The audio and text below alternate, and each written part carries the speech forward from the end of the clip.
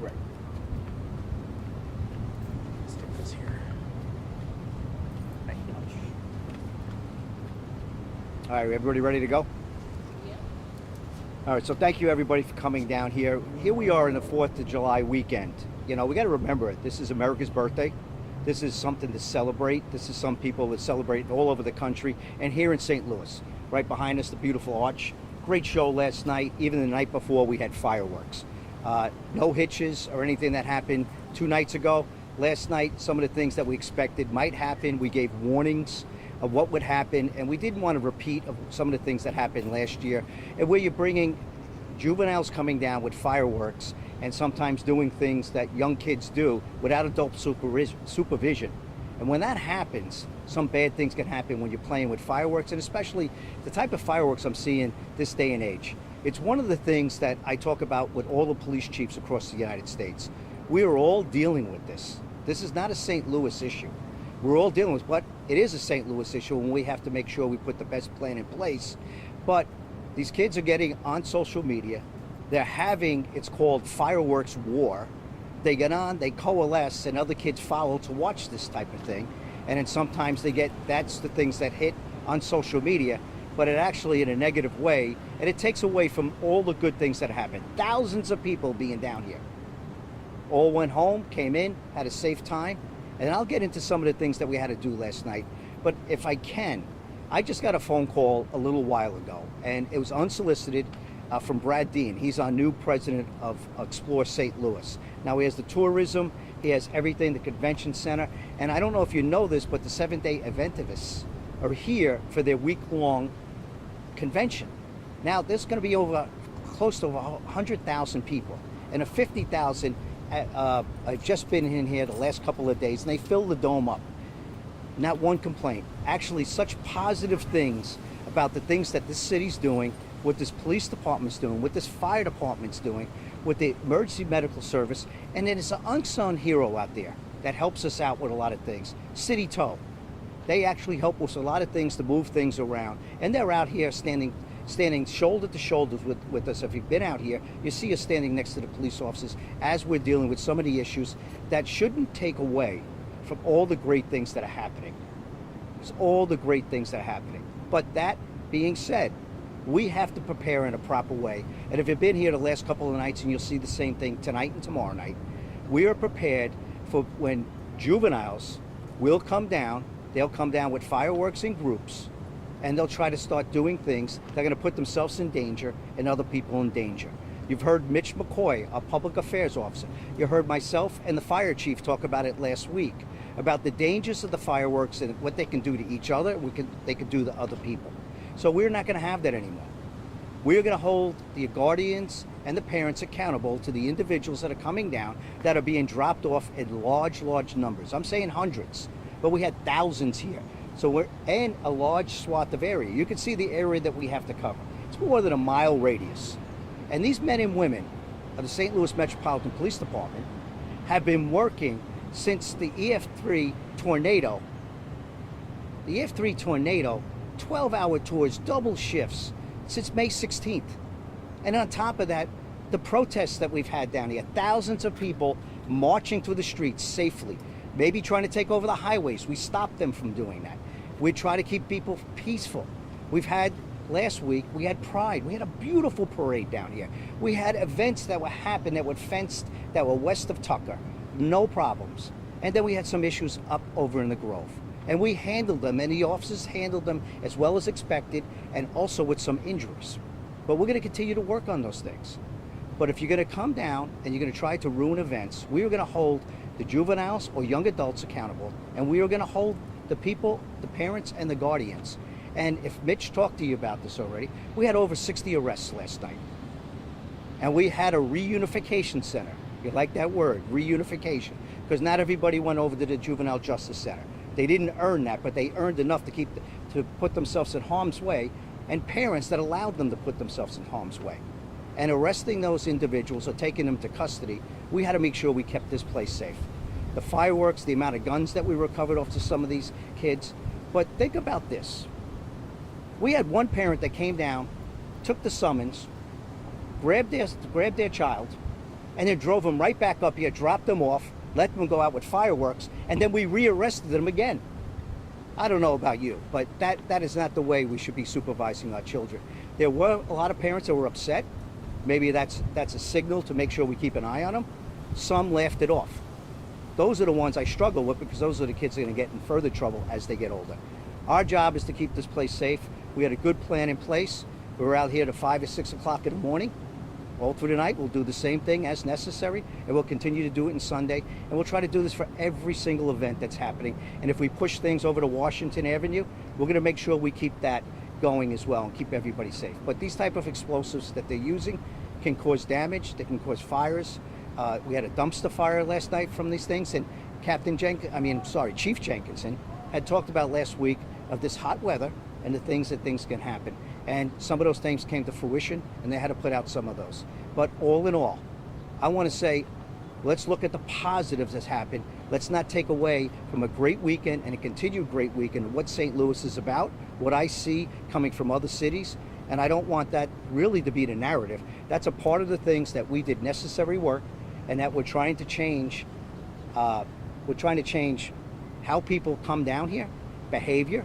And it's not about why we don't want to do this, but we are going to do this if necessary and continue to do that. And that's the message you're going to continue to see from the St. Louis Metropolitan Police Department. So with that, I'll take some questions. So, Chief, a lot of feedback coming in about the presence and the visibility that was obvious as early as Thursday. Down Market and other areas of downtown, having police trucks positioned, lights on. It sent a visible message that we're here.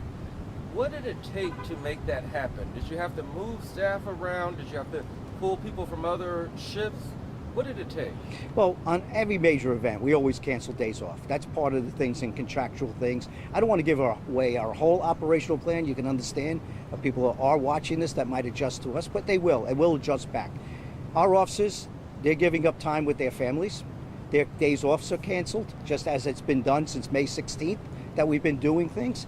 And you know what? This is the job that we do. We want to make sure our presence is known and make sure that we can change some of the behavior that's been starting up from the last couple of years. Doing that sends a message that we want to keep everyone safe. We want people to come downtown and feel safe. And if we see some things that start up, they have to have confidence in us that we're going to go out and address those issues the way we did last night. Going out and doing that, we were fortunate that we were able to move a lot of resources because we didn't have the parade. We have to take care of the parade in the daytime. This year, we're able to move more resources towards nighttime, and we did that. We didn't just give everybody off. We adjusted to see where the issue was going to be or where the potential issues. If you take a look 2 nights ago, I wish people would have played that video from certain media stations where they had a good perch, because if they played it from 2 nights ago, they had nothing to report, if you get my point. But that didn't get played. I wish it would have been played, because it would have showed what you just talked about. And then last night, obviously, you're going to see some of the things that not only did you put out, we proactively put out immediately to show, hey, we're on this, and we're going to keep you safe, and we're not going to allow this to happen. Yes, I have to adjust resources. Every police department does that with overtime. We move resources, we cancel days off, and then we try to make sure not only are we taking care of downtown, you can't forget about the rest of the city. And that's what I always said through the EF3 tornado, that not only were we taking care of that impact area, we took care of the rest of the city. And actually, crime still continues to go down. And if you look at some of our numbers, you're still seeing some of the lowest murder numbers in over a decade. You're seeing crime going down the same there. So I'm so proud of these officers. A good plan in place, doing it right and executing it, and with our senior team, and working with the community and messaging. I think those things have all been effective. So thank you for asking that question. You say that, can you compare this year compared to last year? Did you see some improvement in behavior, chaos, things like that? And if so, what can you attribute that to? Well, what I saw last year is that once some got a strong hold in the bad behavior they can do, it became infectious. So what you have to do sometimes, you got to adjust in a plan. Make sure you're out there earlier, making sure someone can't get a stronghold. But social media, it's very, very quick, and these young individuals are really good at it. and they can communicate just as fast as we can. So we also wanted them to know the message that was going out. And I think some things really started snowballing last year. We got a hold of it by the end of the night, but we certainly didn't want to be in that position again. So I attribute it of us understanding the power of social media that they're using and the platforms, and we're looking at that too, because it's all open source. So I think we have to use our intelligence information, and then we're really using our real-time crime center. We got good cameras. They're actually watching the potential areas of groups that are going around, and individuals they can identify for us as we mobilize and move into these areas to be able to bring, it's not all of the children, but it's some in that crowd. And if we can remove that person from doing that stuff that we did over the 60 people that we were able to bring into custody, it calms the rest of the group down, because sometimes I call them somewhat influences, not in a good way. Tell us some of the citations that were given out last night to some of the parents, and then also back up and tell us what prompted the police department this year to now cite parents. Well, it's about looking at your plan. I was just asked the question, what works, what doesn't work? But at the end of the day, the children have to be held accountable. And it's hard when they're at that age. Who's holding them accountable? Should be their guardians or their parents. So we have to hold them accountable to make sure that they hold their children accountable. And if they're inconvenienced to come down to see exactly what they're doing, or they don't know what they're doing. There were some very upset parents that they had to come down, and for good reason, and I was heartened by that. But I was actually disappointed in some of the behavior of some other parents that didn't take it as serious as we did. So I think that's some of the things that we look at, and I think we have to look at, and it's changing behavior. We don't want to be punitive, but how are we going to get this back so we can stop this from happening in future years? So if we set the tone this year early, next year we're going to be standing it up, and hopefully it starts to reduce that type of behavior, and then we all have a great way to do things. And listen, I want to see these juveniles have a good time, but do it in a productive manner that can't harm them. We got to save them from hurting themselves and other people, because some of the things that some of them were throwing out these things called mortars, where they actually throw into people, and they're throwing it at each other, and they can cause some damage. They've damaged some cars. They actually damaged a police car, and you know what? We got to keep them safe themselves and hurting others. Was anyone hurt, either officers or members of the general public? We don't have any reports, thank God, that nobody, but you know, if you heard Chief Dennis Jenkinson talk about last week, he talked about the injuries that happen nationwide from fireworks and what can happen. He has those numbers. We did not have any officers seriously hurt last night. We did have an officer that someone shot a projectile, I don't know what type of firework, hit him in the hand. He's going to have that treated, but he's going to come back. He actually said, "I'll be back to work tonight, Chief," and I appreciate that he's going to be here. So, but if that would have hit him in the face or somewhere else, we might be having a different conversation. So yes, we're just like the EF3 tornado. Although there was 5 lives lost, I think we were very fortunate that not more were lost up on the north side of the city. Well, we had someone who was detained and then picked up and then detained again. Talk to me just a little bit about that. Is it disheartening to see that from a juvenile? Yeah, I mean, if that's the type of behavior that's being condoned by a parent, does that kid have somewhat of a chance now? If you're going to help come back out and do that, and the first time you're caught, didn't send a message. I wasn't there. I'm going to follow up. Like tonight, we did as much recap. A lot of us were out to 5, 6 in the morning. We laid our heads down. We're right back out doing it again. And, you know, I'm going to get more on that. I'll get it in context, and I think Mitch can probably fill you in on that. I don't have the full context, but I think just hearing that makes you shake your head and say, what is going on there? And I hope something intervenes in the future so this young man actually can go into a productive adult. But seeing something like that worries me. Can you give us some examples of some of the citations you guys give out to the parents? Well, it's behavior injurious to a minor. So each one of them get that because you're in charge of the behavior of that individual. You're supposed to have sight. We've gave you warnings when you come down in a group to come down into this area, and you're shooting off fireworks. Some even had firearms on them. I mean, you're talking people that are below 17 years of age. We had to take those firearms off them. As we know, we do have an ordinance in place that you need to have a concealed carry permit to have a firearm on you, open carry. And we have an ordinance in place that we put in place to make sure that we're able to take that firearm, we're able to confiscate it, and then additional charge is that's behavior injurious to the parent for that firearm, and we have those firearms right now. How many? I think the number was 6. We have eight Eight. firearm arrests. So in some cases, there may have been 1 or 2 firearms on one person. 8 firearm Right. arrests. We'll get you the exact on the charges. There was some movement last night on what we were charging folks with. Most of everyone got charged with contributing to the delinquency of a minor, along with discharging firearms. There And- were a few people on the behavior injurious where a juvenile may have had a firearm. So what we got to do, some of these charges, we actually could prefer additional charges. We have the information on individuals, and we're gonna look at that very carefully. And if there's some things with the circuit attorney that we can do, we're going to be able to speak with them and the circuit attorney's office. So we're not done, and we know tonight if individuals come down again tonight, and they're not escorted by an adult, we're going to do the same thing because this is not going to continue, and we're going to handle it accordingly. And you know, you see a lot of people that are enjoying the city. We don't want to disrupt it when people are doing fireworks in an area that can hurt other people. And first of all, you shouldn't be doing fireworks. Leave it up to the professionals. Have a permit to do it. I mean, I don't know how you can top a show like this. And like I said, it's my 4th city, and there's nothing like looking under the arch and seeing the type of show that they put on. I think that should suffice for everybody. But we understand when young kids are unsupervised, some things can go awry. Let's do 2 more questions, guys. I think I think I got it right. Yeah, Chief, I heard you say that every parent or guardian was charged with behavior injurious, and you said that everyone was charged with contributing to delinquency of a minor, and that only some were behavior injurious.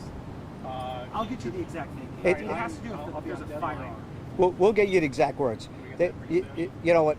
I could be being literal to the thing, but there will be an exact charge. It'll have some of the same language in it. You got to remember, my DNA goes to 3, 4 different police departments. I'm giving you what I believe is the correct.